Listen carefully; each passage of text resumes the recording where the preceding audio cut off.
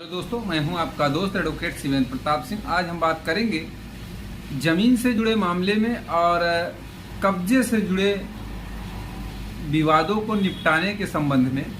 आपको बता दें कि सबसे पहले ये समझिए कि जमीन दो प्रकार की, एक तो प्राइवेट जमीन हो गई, एक सरकारी जमीन हो गई। और इसी तरह से कब्जा भी क्या है, दो तरह का, एक अनुकूल कब्जा, एक प्रतिकूल कब्जा।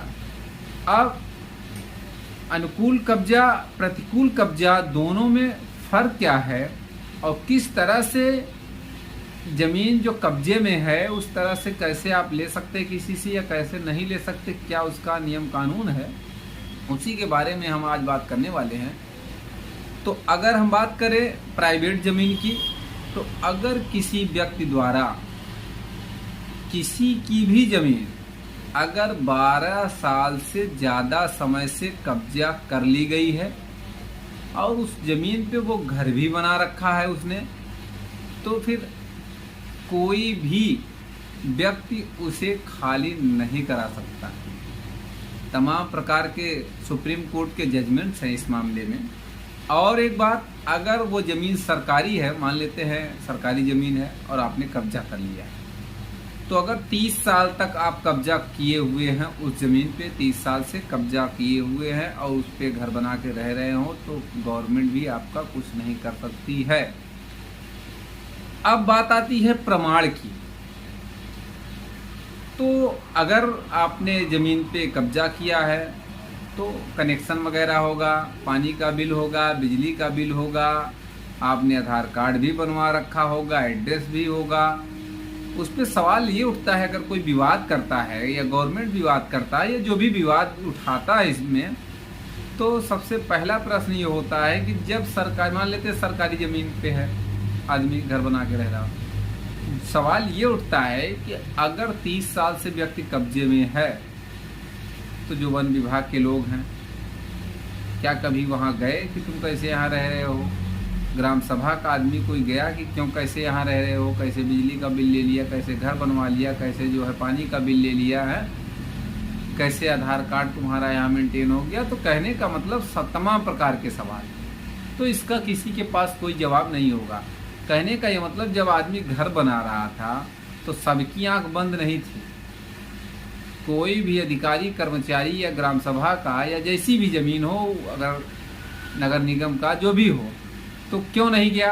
क्यों उस समय ही उसको नहीं रोका गया? 30 साल से रहने के बाद अगर ऑब्जेक्शन आता है कि साहब इसको गिरवा दिया जाए, तो इतना मामूली काम नहीं होता। अब अनुकूल और प्रतिकूल का मतलब है, अनुकूल कब्जे में कोई लॉ नहीं है और प्रतिकूल कब्जे में नियम कानून है। दूसरी चीज ये, आप ज़्यादातर विवाद जमीन का क्या देखते होंगे, खतौनी में नाम किसी और का है और जमीन पे कोई और है। बात को ध्यान से समझिएगा। मान लेते हैं खतौनी में रमेश का नाम है और दिनेश ने जमीन को कब्जा कर रखा, इसी को कहा जाता है प्रतिकूल कब्जा। अनुकूल जब कब्जा का क्या मतलब हो गया कि जिसकी जमीन है उसी का कब्जा है, अर्थात जिसके नाम पे खतौनी है उसी का जो है कब्जा है। वहाँ कभी कभी विवाद ये हो जाता है कि आपने लिखाया तो कैसे लिखाया, आपने इसे बेचा कौन? अगर मेरी ज़मीन है, मैं कब्जे में भी हूँ और बाद में पता चलता है वो ज़मीन बिक गई है, किसी और ने ले लिया है, तो उसमें टाइटल सूट फाइल हो जाता है और उसमें साबित करना होता है कि भाई ये ज़मीन जब मेरी है, उसमें तमाम 41-45 की नकल निकलती है, पूर्वजों का सब डिटेल निकलता है कि ये नाम पे जब मेरे थी तो बेचा किसी और ने कैसे, तमाम तरह के। तो अनुकूल कब्जा भी समझ में आया होगा, प्रतिकूल कब्जा भी। कब आप ज़मीन नहीं खाली करेंगे, कोई भी व्यक्ति, चाहे प्राइवेट ज़मीन हो, सरकारी ज़मीन हो, तो कब खाली नहीं करेंगे और कब खाली हो सकती है आपसे, या क्या उसके प्रमाण होने चाहिए, इन सब के बारे में आपने अच्छे से समझा होगा। उम्मीद करता हूँ, आशा करता हूँ आज का वीडियो आपको पसंद आया होगा। अगर वीडियो पसंद आए, वीडियो को लाइक करिए, शेयर करिए। यूट्यूब चैनल SP 72 कानून प्रयागराज को जरूर सब्सक्राइब करिए।